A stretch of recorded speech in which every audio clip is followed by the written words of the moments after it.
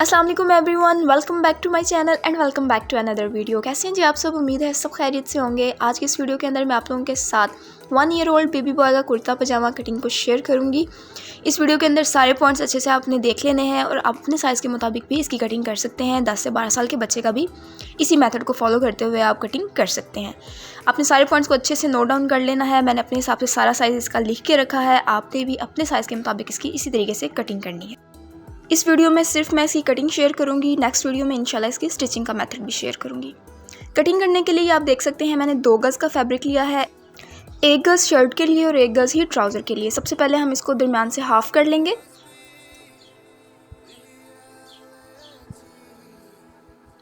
Trouser का मैंने fabric side पे कर दिया है। ये जो पीस है ये 1 गज़ है। इसका जो बर्थ था वो काफ़ी बड़ा था, इसलिए हमारी शर्ट आराम से इससे बन जाएगी। सबसे पहले हमने इसकी लंबाई ले लेनी है। लंबाई हमारी जितनी तैयार होगी उससे तकरीबन 1 से 1.5 इंच एक्स्ट्रा रखते हुए हमने इसकी मार्किंग करनी है। तो लंबाई मुझे जितनी चाहिए थी लंबाई तो उसकी उसी के मुताबिक है, लेकिन इसका अब मैं घेर उतारूंगी क्योंकि इसका मैं आपको बता चुकी हूँ बर ज़्यादा था। बर मतलब इसकी जो चौड़ाई है, आड़े रुख में जो इसका साइज़ है वो ज़्यादा था। तो अब मैं इसका घेर ले रही हूँ। ये जो मार्किंग की है ये मैंने घेर की है। घेर भी जितना मुझे तैयार चाहिए उससे तकरीबन 1 इंच एक्स्ट्रा रखते हुए मैंने इसकी मार्किंग की है। 13.5 मुझे तैयार चाहिए था तो मैंने 14.5 पे मार्किंग की है और इसकी इस तरीके से कटिंग कर रही हूँ। ये मैं शर्ट का घेर उतार रही हूँ। जो इसकी लंबाई है वो तो उतनी ही है। 1 गज़ फैब्रिक में जो लंबाई आती है ना, उसके अगर 2 हिस्से कर लिए जाएँ तो मेरी जो शर्ट की तैयार लंबाई है वो बन गई थी।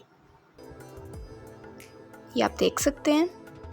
सबसे पहले लेंथ लेनी है, उसके बाद इसकी विड्थ लेनी है, मतलब कि घेर ले लेना है।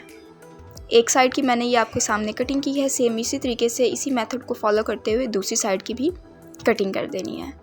लंबाई तो तैयार ही थी लेकिन घेर की मार्किंग करके मैंने उसी तरीके से इसकी कटिंग कर दी। अब इन दोनों पीसेस को डबल फोल्ड करते हुए आपस में मिला कर हमने रखना है। खुली वाली साइड को मैं अपनी तरफ रखूँगी और इसकी मार्किंग करूँगी। इस तरीके से सेट करते हुए एक दूसरे के ऊपर रखना है। फिर सबसे पहले ऊपर से जो एक्स्ट्रा धागे हैं या कोई भी एक्स्ट्रा चीज़ है, फैब्रिक है, तो उसको हम कट कर लेंगे। इसके बाद खुली वाली साइड को अपनी तरफ रखेंगे और साइज़ को फॉलो करते हुए हम इसकी मार्किंग करेंगे। ऊपर से तीरे का निशान लगाएंगे। सबसे पहले 5.5 इंच पे मैं निशान लगा रही हूँ और लंबाई के रुख पर इस पर 6 इंच पे मार्क करेंगे और एक स्ट्रेट लाइन ड्रॉ करेंगे और एक ब्लॉक खुली वाली साइड की तरफ हम बना लेंगे और कंधे की गुलाई दे देंगे, मतलब कि ये जो शोल्डर की शेप होती है वो दे देंगे। आर्म होल इस तरीके से हमारा परफेक्ट कटिंग होता है जब हम लंबाई के रुख तकरीबन 1 इंच एक्स्ट्रा लेते हैं। इसके बाद इसी ब्लॉक के ऊपर जहाँ पे हमारी चेस्ट तैयार होनी है उस पर मैं मार्किंग कर दूँगी 6.2 इंचज़ पे। 13 इंचज़ चेस्ट मेरी तैयार है। इसके बाद इसके जो नीचे तक जहाँ पे हमने हिप बनाने हैं वहाँ पे मार्किंग कर लेंगे 8.5 पे और जहाँ पे कमर का निशान लगाना है मतलब कि 4 इंचज़ पे नीचे, उसकी भी मैंने निशान लगा दिया है और वहाँ पे हम इसके फिटिंग के साइजेस लगा देंगे। इसमें फ़िटिंग की सिलाई नहीं होती क्योंकि ये लूज़ कुर्ता होता है। ये जो साइज़ है ये मैंने अपने हिसाब से लिया है जितना मुझे तैयार करना है। आप इसी मेथड को फॉलो कर सकते हैं और अपने साइज़ के मुताबिक जितना आप रखना चाहते हैं बच्चे के लिए या किसी भी, आप इसी मेथड को फॉलो करते हुए 13 से 14 साल के बच्चे की भी कटिंग कर सकते हैं कुर्ते की। ये आप देख सकते हैं मैंने थोड़ी सी बिल्कुल गुलाई दे दी है आर्म होल की और इसके ऊपर कटिंग कर दूंगी। सेम यही मार्किंग मैं नीचे वाले पीस पे भी लगा दूंगी। ये आप देख सकते हैं जी। तो शर्ट की तो मेरी कटिंग हो चुकी है, कुर्ता मेरा कट हो चुका है। इसके बाद ये आप देख लें, अब मैं इसके ट्राउज़र की कटिंग करने लगी हूँ।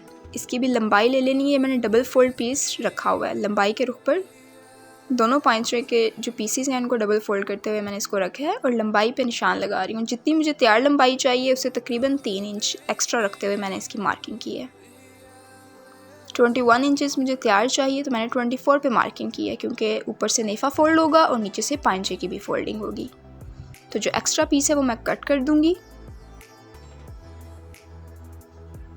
इसके बाद सबसे पहले खुली वाली साइड को अपनी तरफ मैंने इस पर भी रखा है और बंद वाली साइड से बाहर की तरफ खुली वाली साइड की तरफ पांचे का निशान लगाएंगे। 5 इंच मेरा पांचा तैयार होगा तो मैंने 6 इंच पे मार्किंग की है। इसके बाद ऊपर वाली साइड पे मैं इसकी बेल्ट का निशान दे दूँगी। जितनी मुझे बेल्ट तैयार चाहिए उससे तकरीबन 1 इंच एक्स्ट्रा रखते हुए ऊपर से 2 इंच नेफे के लिए छोड़ना है और उससे नीचे तकरीबन 8 इंच पे या 7.5 पे भी आप लगा सकते हैं, 8 पे भी लगा सकते हैं, जितनी आप आसन रखना चाहते हैं। मैंने 8 इंच पे निशान लगाया है। इसके बाद पांचे से ऊपर 8 इंच पे घुटने का निशान लगेगा और पांचे से तकरीबन 1 इंच एक्स्ट्रा घुटना हमारा तैयार होता है। अब इन सब निशानों को हम आपस में मिलाएंगे स्केल की मदद से और इस तरीके से ऊपर से गुलाई देते हुए नीचे की तरफ आएंगे घुटने की तरफ। और इसी तरीके से जहाँ पे ऊपर बेल्ट का निशान दिया है वहाँ से भी नीचे की तरफ आएंगे सीधा लेते हुए और हल्की सी गुलाई दे देंगे जहाँ पे ये मैंने आसन का निशान लगाया है उसकी तरफ। इन्हीं मार्किंग के ऊपर हम कटिंग कर देंगे तो हमारे ट्राउज़र की भी कटिंग हो जाएगी। मुझे पूरी उम्मीद है कि आपको सारे पॉइंट्स अच्छे से समझ आए होंगे, आपको वीडियो अच्छी लगी होगी। अगर कहीं से कोई भी प्रॉब्लम हो तो आप कमेंट सेक्शन में पूछ सकते हैं। अगर वीडियो अच्छी लगी है तो लाइक, शेयर और कमेंट ज़रूर कीजिएगा और मेरे नए देखने वालों से रिक्वेस्ट है कि प्लीज़ मेरे चैनल को सब्सक्राइब करें और बेल आइकन को भी प्रेस कर दें ताकि हर नए आने वाले वीडियो का नोटिफिकेशन आपको पहले मिल सके। अपना बहुत सारा ख्याल रखिएगा। अल्लाह हाफिज़।